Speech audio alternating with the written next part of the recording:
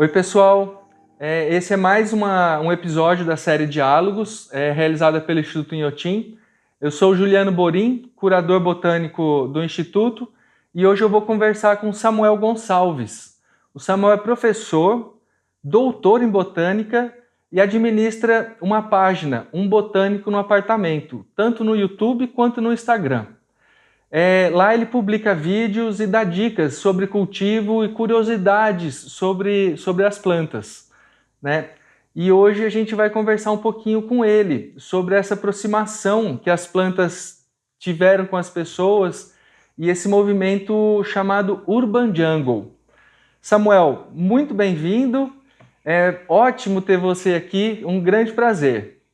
Obrigado. Olá, pessoas! Tudo bem com vocês? Obrigado ao Inhotim, especialmente aqui na pessoa do Juliano Borim, que me convidou para participar desse bate-papo. Realmente as Urban Jungle estão com tudo, né? Essas florestas urbanas, essa tendência genial de trazer de volta as plantas para os ambientes urbanos. Então é sobre isso que a gente vai conversar aqui. Muito obrigado novamente pelo convite. Obrigado, Samuel. Samuel, então vamos começar nossa conversa, né? Os seus canais hoje fazem muito sucesso. Eu sou um fã de você já há um tempo, né? Conheci aqui pelo Inhotim e hoje eu sou seu seguidor. E, bom, você fala muito de diversidade das plantas, você dá cultivo sobre essas plantas, né, para as pessoas que moram principalmente em apartamento. E por isso que é interessante o seu canal também, né? Esse hábito que é chamado de Urban Jungle, que é essa tradução de selva urbana, né? Eu queria que você contasse um pouquinho mais sobre esse conceito e como que surgiu e um pouco da história disso daí. Então, na realidade, o conceito de Urban Jungle surgiu por volta de 2013, na realidade, em revistas de decoração e paisagismo, basicamente. E aí um livro de mesmo nome surgiu em 2016. Então, a primeira vez que esse nome, digamos, oficializou-se, né, na literatura foi em 2016. Ele não é uma terminologia científica, obviamente, né? É uma coisa mais relacionada ao paisagismo, à decoração, à arquitetura, e acabou que popularizou demais com alguns canais do YouTube, especialmente alguns internacionais, né? Tem um canal americano genial que fala muito sobre essa ideia das Urban Jungle. E aí, no Brasil, isso chegou com tudo também, graças também às revistas de decoração e paisagismo, e a gente agora embarcou nessa e tá todo mundo junto, né? É claro que todo mundo, desde lá a década de 70, quando as samambaias estavam com tudo na decoração, né? Nossas avós, bisavós e mães principalmente cultivavam muito. E aí é claro que nesse período já existia esse conceito, sem o nome, né? A gente tinha a prática, mas sem essa nomenclatura. Realmente a nomenclatura é um pouco mais nova, basicamente tentando nomear essa ideia, né, de trazer as plantas de volta, especialmente nesses jovens adultos, conhecidos também como millennials. Essa que é uma grande ideia. Muitas pessoas jovens agora estão cultivando muitas plantas dentro de casa por causa dessa nova onda chamada Urban Jungle. Que bom, né, Samuel? É muito Maravilha bom. isso. Ainda bem que tem esse movimento. Exato. Eu lembro da minha avó cultivando as samambaias. Ela tinha várias samambaias, antúrios também, ela tinha muito antúrios. E um pouquinho dessa paixão a gente herda também, né? Ah, Não com é à toa que a certeza. gente Tá no nosso sangue, né? tá nessa área. É isso daí, né, cara? Que bom. Ô Samuel, com a pandemia, com o recolhimento, né, que a gente teve nas nossas residências, né, a gente começou a viver mais o lar, viver mais a família, né, o dia a dia da nossa casa. E eu acho que esse movimento também veio meio a calhar com isso daí, da gente curtir mais, ter um pouco mais de tempo para a gente e para o nosso lar, né? E eu gostaria que você falasse um pouquinho sobre essa importância das plantas nesse momento de recolhimento, que a gente está tendo que repensar um pouco a maneira que a gente lida com o outro, com o ambiente. Exato. Como que você vê a importância das plantas para a gente, na nossa saúde mental e física, né? Então, você já falou tudo, né? Essa ideia da saúde mental é extremamente interessante. Eu sempre, né, no meu canal e no meu Instagram, eu sempre tento buscar a informação mais técnica possível para passar para o meu público. Eu sempre digo que o objetivo do canal é transmitir o conhecimento científico de uma forma leve, de uma forma bem fácil da gente aprender, né? Sem muitas coisas maçantes, decorebas que a gente acaba tendo em alguns ambientes acadêmicos, por exemplo, né? Mas aí o que eu fiz? Bom, eu não posso falar besteira, então eu fui pesquisar para ver se tem algum estudo mesmo científico analisando essa questão das plantas como auxiliares terapêuticos. E não é que eu encontrei um monte de coisa? Olha que interessante, a terapia ocupacional já tem vários artigos científicos estudando esse papel do cultivo de plantas no tratamento de pessoas que têm alguma questão em relação, por exemplo, à sanidade mental. Tem estudos analisando pessoas de creches, né, crianças trabalhando com hortas, como que isso melhora, por exemplo, o desenvolvimento delas e o aprendizado.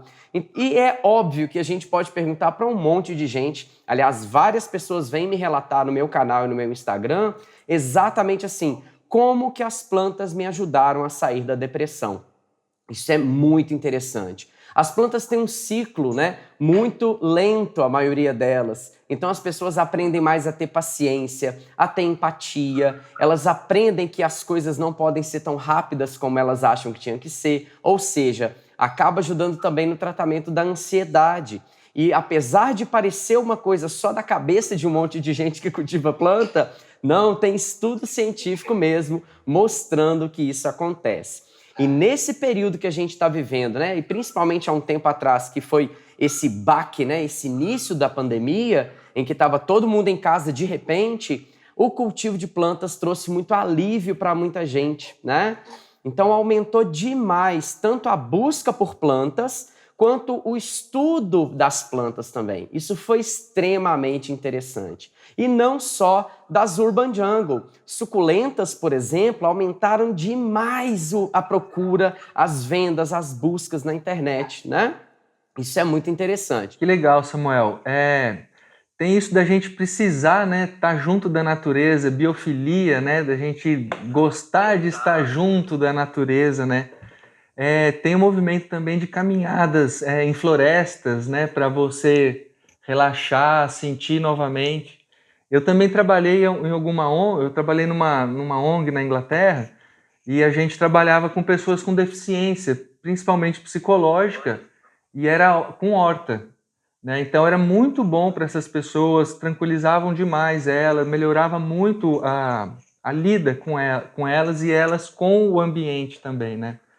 Então eu acho que planta é sempre maravilhoso. Você falou aí do design biofílico, né? Essa é uma tendência também da arquitetura, né, e do paisagismo, que é essa ideia de mesclar elementos da natureza com elementos de decoração. Na realidade, eu diria que as Urban Jungle acabaram sendo um braço da biofilia, né, no final das contas. Na realidade, eu não sei dizer, não sou especialista exatamente na arquitetura, mas eu não sei quem que começou, né? Se foi a biofilia ou se depois que veio a Urban Jungle. Mas no que importa é que elas estão sim conectadas, com certeza. Eu acho que foi a biofilia, né? Uhum. Porque é isso dos patterns, dos desenhos, dos padrões naturais, da gente tentar observar, copiar, né? Eu acho que...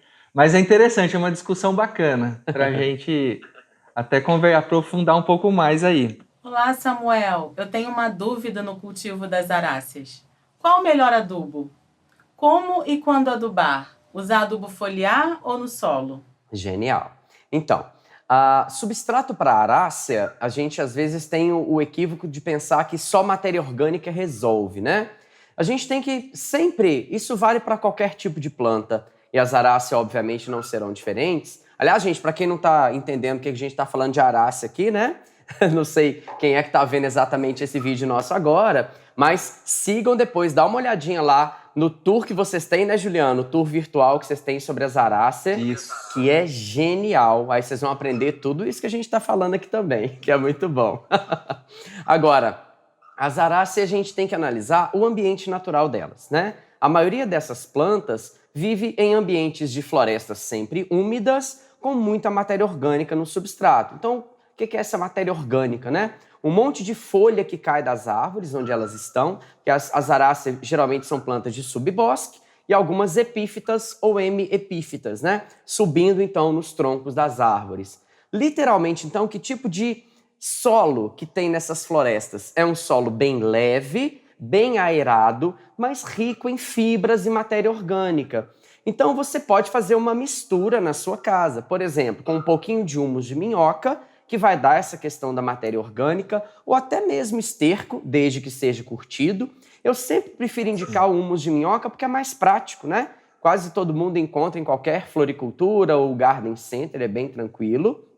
E aí você mistura isso com uma parte fibrosa, e aí você pode escolher. Pode ser fibra de coco, pode ser casca de pinos, geralmente mais triturada fica melhor. Pode ser casca de arroz carbonizada, né? Então, essa parte fibrosa é importante também de se misturar.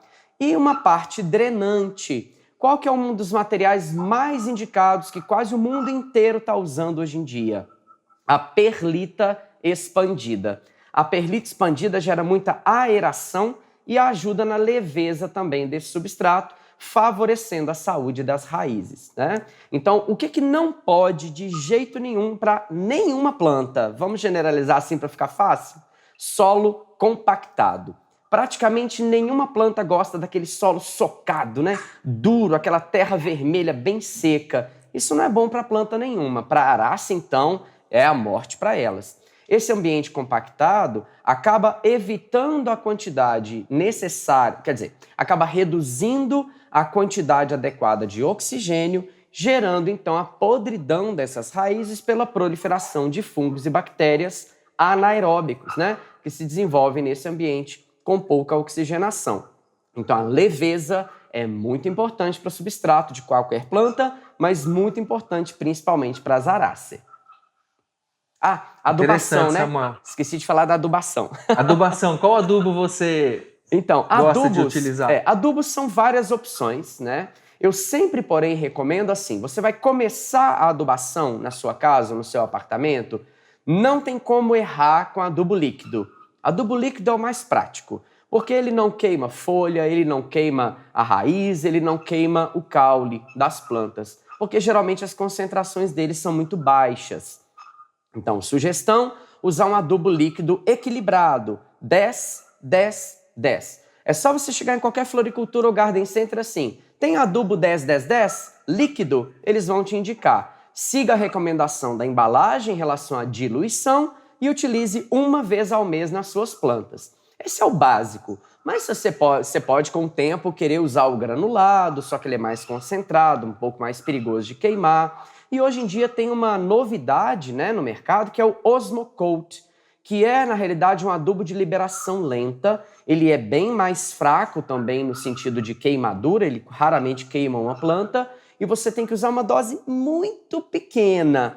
Então, o risco do Osmocote é só o exagero, então tem que tomar muito cuidado. De novo, né, reitero que é mais adequado para quem está começando a adubação líquida mesmo, com certeza. Aqui no Inhotim, a gente também usa muita casca de árvore que a gente tritura. A gente faz o nosso composto orgânico também, que a gente usa nessa mistura. E dependendo, a gente pode usar fibra de coco, aí depende do tipo de planta. Mas para as aráceas é uma mistura sempre muito leve, muito orgânica e com ótima drenagem, né? Isso. Uma outra coisa que eu já vi o pessoal usando muito é o que usa com substrato de orquídea, que é casca de baru. Eu achei aquilo genial. Ah, tá. A casquinha do baru, ou até da castanha do Pará também, mistura aquilo ao substrato, gera bastante aeração e drenagem também. É muito bom. Olá, Samuel, tudo bem? Obrigado pelo convite para participar desse vídeo com vocês, com os nossos parceiros, o Inhotim, Juliano e toda a equipe. Meu nome é André Cavazzini, sou da Orchid Brasil, e nossa especialidade são as orquídeas. E mostrando os seus vídeos para meus filhos no canal do YouTube, surgiu uma dúvida. A gente discutindo, mostrando tudo que você tem feito, e te parabenizando pelo belo trabalho. Saber o seguinte, fora as suculentas e as aráceas, quais os outros grupos de plantas você sugere para o cultivo de iniciantes? Beleza. Então, geralmente quando a gente fala de urban jungle, estamos falando de plantas de sombra, né? O que significa isso? Plantas que não precisam de sol forte para o seu desenvolvimento, que é o sol do meio-dia, né? Aquele sol bem quente mesmo. Então, em geral, a gente indica as aráceas, porque assim, não tem jeito, gente. Urban jungle sem arácea acaba não sendo uma urban jungle, né? É meio que uma febre mesmo no mundo todo. Mas é óbvio que existem muitas outras plantas que a gente pode colocar. Então eu vou, por exemplo, falar de famílias mesmo, que eu acho que é mais legal, até uma vez que a gente está falando de botânica mesmo, né? Tem a família das Marantáceas. A família Marantáceae é super linda, muito diversa e mega colorida também para a gente colocar em ambiente de sombra. Olha que genial, ter plantas coloridas em lugar que não bate sol forte. Isso é muito bom. Quem são as Marantáceae? O próprio nome do gênero já traz o nome da família, né? O gênero Maranta, o gênero Calatheia, o gênero Guepersia, que é uma modificação, né? Algumas Calatheia agora são do gênero Guepersia. Tem também as Stromanthe. Essas plantas são realmente belíssimas. Só para vocês terem alguns exemplos, né? A antigamente chamada de Calatheia orbifolia, que agora é a Guepersia orbifolia. Tem a Stromanthe sanguínea triostar, que é vendida como Calatheia triostar, por exemplo. Tem 3 cores, super linda também. Então a família Marantáceae realmente é excelente para esses ambientes de urban jungle. Uma outra família que eu sou fascinado é a família Begoniaceae, as begônias, né? As begônias também trazem muita cor, muito brilho para esse ambiente interno, os ambientes das urban jungle, né? Tem até a famosíssima do momento, que é a begônia maculata white, cheia de bolotinhas brancas na sua folha e o verso bastante avermelhado. Uma planta realmente fascinante para se ter nos ambientes internos. Além dessa, tem a família Piperaceae, as Peperomia, várias Peperômias super decorativas também. Peperomia melancia, Peperomia philodendron, que é a Peperomia scandens, muito bonita, tem a sua versão verde, sua versão variegata. Tem a Peperomia polybotria raindrop, que também chegou com tudo no mercado brasileiro há pouco tempo. Então são realmente plantas muito, muito, muito lindas. Tem a Peperomia prostrata, chamada de colar de tartaruga, com folhas miudinhas, mas muito pendente, né? Forma uma cascata super bonita também para decorar esses ambientes internos. Não posso esquecer de uma família que é controversa para o nosso entendimento cerebral, né? Você pensa assim, como assim, Samuel? Você vai me falar que tem cacto de sombra? Tem cacto de sombra, né? A família Cactaceae, que via de regra a gente conhece os grandes cactos de sol, os cactos bola de sol. Tem alguns cactos de ambiente de sombra. São cactos nativos de florestas sempre úmidas e são plantas epífitas. Todo mundo já deve ter ouvido falar dos cactos ripsalis, né? O cacto chamado de cacto macarrão. Então tem os ripsalis, tem as aciora, que é igual ao ripsalis, só que cresce para cima, né? E muita gente chama de ripsalis ereta, mas isso não existe. Tecnicamente falando, é outro gênero, o gênero aciora. Tem os cactos do gênero epiphyllum, que dão aquelas famosas damas da noite, né? Os cactos que abrem as flores gigantescas no período noturno são também plantas de ambientes mais sombreados, né? Então, realmente é uma diversidade gigantesca de plantas belíssimas que a gente pode cultivar nesse ambiente interno. Só um último exemplo de uma família que também é muito bonita, a família Urticaceae. Tem muitas plantas dessa família também cultivadas em ambientes internos. Até mesmo aí no Inhotim tem uma que é super utilizada formando maciços na borda dos caminhos, que é a planta alumínio, que é da família Urticaceae. Né? Eu não me lembro agora a espécie dela. Você lembra de qual, Juliano? Eu não lembro o nome dela agora. Não lembro. Mas agora. é o alumínio, né? Uma planta que tem as folhagens bem com linhas prateadas, muito utilizada na decoração. Pileia, não é? Oi? É uma pilha, é isso mesmo. Uma pileia. Exato, é uma pileia. Então aproveitando que o Juliano me deu essa dica, tem uma planta super ornamental. mega desejada há um tempo atrás por causa do Pinterest, que muita gente tinha essa planta nos Estados Unidos e na Europa, que é a Pilea peperomioides, a planta do dinheiro chinês, que é também uma planta da família Urticaceae. São, então, muito lindas para colocar na decoração de ambientes internos. Quanta dica boa, hein, Samuel? Se deixar, eu vou falando aqui, ó. O André agora não tem desculpa, ele tem que cultivar outras plantas também, pois outros grupos. Tem para todo mundo. Para muitos Samuel, gostos, né? Bom, aqui no Inhotim a gente tem uma área de visitação muito grande, né? São 140 hectares de jardins, né, e galerias. Eu posso dizer de carteirinha, porque eu sou fã de carteirinha do Inhotim, né? Eu diria que eu sou filho do Inhotim ou irmão do Inhotim, não sei qual que seria a melhor designação. É um sócio, é um parceiro por aí. nosso. E assim, eu gostaria que você falasse um pouquinho sobre como que as pessoas poderiam aproveitar um pouco mais as plantas do Inhotim. O que elas podem observar, o que são as curiosidades que você observa, o que você acha interessante nas plantas e que te traz para esse mundo botânico. Olha, gente, que interessante essa pergunta, Juliano. Olha, uma das coisas mais, assim, para quem é da botânica como eu, ir ao Inhotim é uma aula a céu aberto, né? Isso aí, eu acho que todo mundo que é ligado, que já fez alguma aula de botânica na vida, fica extasiado quando chega no Inhotim. Não tem como não ficar. Eu conheci o Inhotim vergonhosamente há pouco tempo, né? Tem só 3 anos que eu conheci o Inhotim pessoalmente. Sempre ouvia falar, mas finalmente fui e agora tô viciado aí, né? Não tem jeito. Mas o que é interessante? O Inhotim contribui para uma coisa que vários botânicos estão discutindo na internet, em grupos de Facebook, em alguns perfis do Instagram, por exemplo. O Inhotim contribui para acabar ou diminuir ou transformar a chamada cegueira botânica. O que é a cegueira botânica? É uma ideia de que todo mundo olha para um grupo de plantas e vê assim, é um mato ali, é uma coisinha verde que tem ali no canto, né? E o fato do Inhotim ter, por exemplo, algumas identificações de plantas, o fato de você estar caminhando e sempre tem alguém, tem algum guia, alguma pessoa te orientando, e você sempre lê também, quando entra no site do Inhotim, sobre a botânica do Inhotim, que aí é a maior coleção de Arecáceae da América Latina, tô falando certo? É isso mesmo? Ou é do aberto mundo? Ao público, é aí a gente mundo, pode né? afirmar isso, Pois é. É uma gigantesca coleção de Arecáceae, né? Que são as palmeiras. Isso.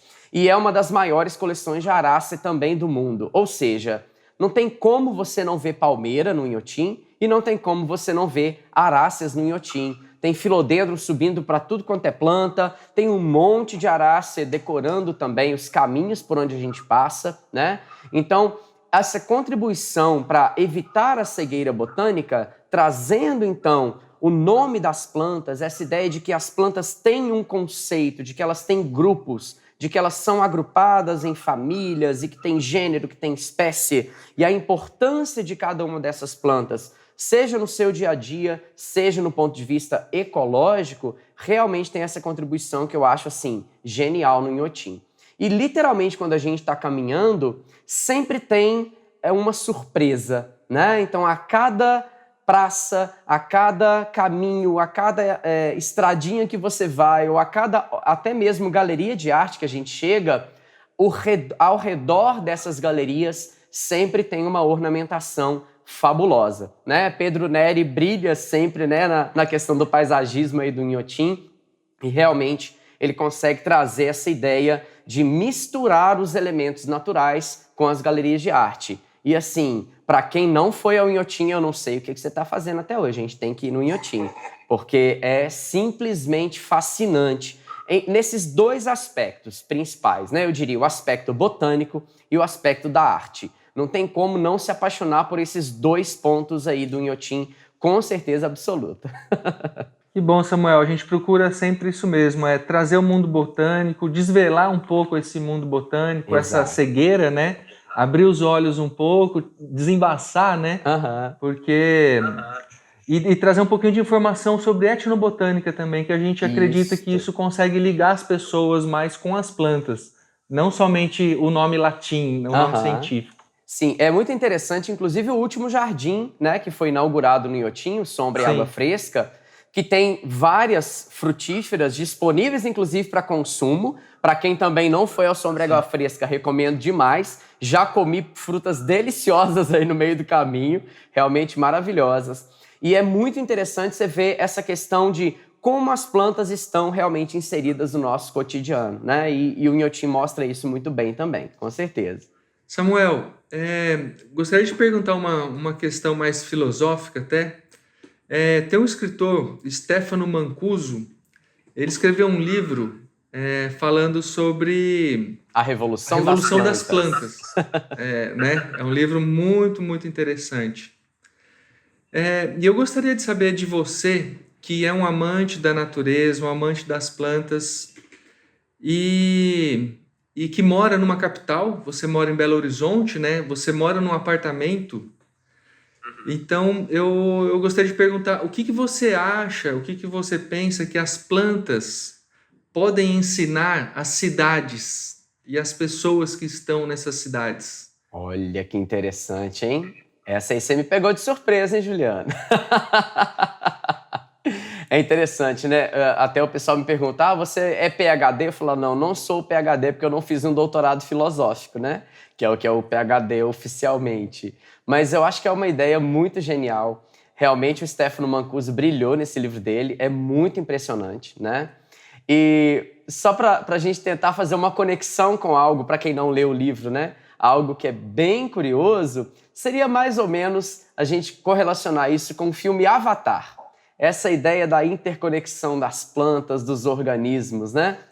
E realmente a gente tem isso acontece, tem vários estudos provando, inclusive no livro do Stefano Mancuso ele mostra isso. Algumas coisas de conexão entre as raízes das árvores, de fungos que levam informação de uma planta para outra, né? Isso é muito impressionante. E realmente eu imagino que o que a gente possa aprender com as plantas ou com a floresta é exatamente essa ideia da interdependência, né? Que a gente, traduzindo para o ponto de vista humano, eu falaria que é a empatia, né? Essa ideia de que todo mundo depende de todo mundo de alguma forma e de que a gente pode se ajudar sim e de que a gente pode avisar quando tem um perigo, isso acontece com as plantas, que a gente pode... A ideia, por exemplo, né, de que os nossos filhos se espalham pelo mundo, né, quando uma árvore lança suas sementes, e é interessante que a semente não fique abaixo da copa dessa árvore, haja vista inúmeras estratégias de dispersão que foram selecionadas ao longo do processo evolutivo. Quanto mais longe uma semente fica da árvore mãe, melhor para o seu desenvolvimento, menor competição. Olha que ideia genial quando a gente pensa isso na ideia da paternidade e maternidade, né? A gente gera os filhos no sentido da semente, né? A nossa semente é produzida e essa semente tem que se lançar para o mundo. Olha que genial que seria pensar nisso, por exemplo, do ponto de vista da ausência do excesso de proteção que eu, por exemplo, sou pai, né? Essa vontade que a gente tem de sempre proteger o filho. Não, gente, o filho foi feito para o mundo mesmo, ele tem que sair, ele tem que ir embora, deixa a semente dispersar, né? Então tem muita coisa que a gente consegue fazer essa analogia do que acontece com as plantas e o que acontece na nossa sociedade, na nossa família, na nossa própria casa mesmo, né? E essa ideia que a gente pode tirar também do convívio com as plantas, tentar verificar, analisar, estudar a biologia delas, tentando correlacionar, fazer alguma analogia com o nosso dia a dia mesmo. Acho extremamente interessante. Ah, que legal. As florestas, para mim, são os grandes exemplos de vida. Como quando eu tenho algum desafio na vida, algum problema, eu procuro mirar na floresta e entender como que a floresta reage com aquilo, né? Tentando simular. Mas eu tento pensar sempre de uma maneira natural, o que isso aconteceria na natureza. Exato. Mas muito obrigado, Samuel. Samuel, gostaria de dar um super agradecimento para você, sua atenção, sua disponibilidade. Obrigado. As informações sempre muito claras e precisas, né, e técnicas também. Fica aí o convite para vocês conhecerem meu canal do YouTube, é Um Botânico no Apartamento, o meu Instagram também. Tem inclusive vídeo no YouTube que eu fiz no Inhotim, tem vídeo no Instagram que eu fiz no Inhotim, Tem várias fotos que eu também, obviamente, faço no Inhotim, porque é simplesmente um paraíso na cidade de Brumadinho, né? Eu sou fascinado. Queria agradecer do fundo do coração pelo convite. Eu sou amante do Inhotim, eu sou apaixonado por esse lugar. Sempre que eu vou lá, eu sempre fico cada vez mais encantado, sempre tem muita transformação desse ambiente. As obras de arte, as galerias de arte, né, são extremamente fantásticas também. Acho que já conheci quase todas, tenho quase certeza que eu já fui em todas as galerias. Deve estar faltando uma ou duas somente. E não tem jeito. Não deixa. Você vai no Inhotim, eu acho que sempre o pessoal fala, para você conhecer todo o Inhotim, e só em matéria de galerias de arte, 3 dias, né? Para você curtir bem, para você vivenciar realmente essas galerias, tem que ser muito tempo. Como eu já fui lá, sei lá, mais de umas 30 vezes, eu imagino, acho que já consegui ver a maioria delas, né? E as plantas sempre nos surpreendendo, dando flor, dando fruto. Agora tem o Jardim Sombra e Água Fresca com muitas frutíferas. É sempre bom visitar, passear por lá, porque tem as frutas de época e você consegue comer em determinados períodos do ano. Visitem sempre o Inhotim, eu tô sempre lá também. Espero que a gente continue aqui nessa interação genial que eu sempre me encantei também. Juliano, muito obrigado pela conversa, obrigado pelo papo e contem comigo aí pra sempre, pessoas. Um abração, muito obrigado, viu? Valeu demais. Ótimo. Tchau, pessoas. Tchau, tchau.